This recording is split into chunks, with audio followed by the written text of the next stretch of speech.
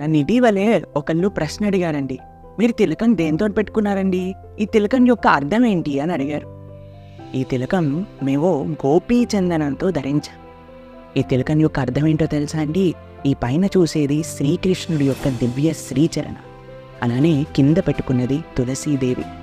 శ్రీకృష్ణుడి యొక్క చరణాల పైన ఎప్పుడూ తులసి ఉంటుంది. అలానే ఇంకొక అర్థం తెలుసా అండి? ఎప్పుడైనా సరే మనం భక్తుల ద్వారా భగవంతుణ్ణి ఆశ్రయించాలి. అందుకే తులసీ మహారాణి ద్వారా శ్రీకృష్ణుడి యొక్క శ్రీచరణాలను ఆశ్రయిస్తున్నాము అని ఈ తిలకాన్ని ధరించామండి.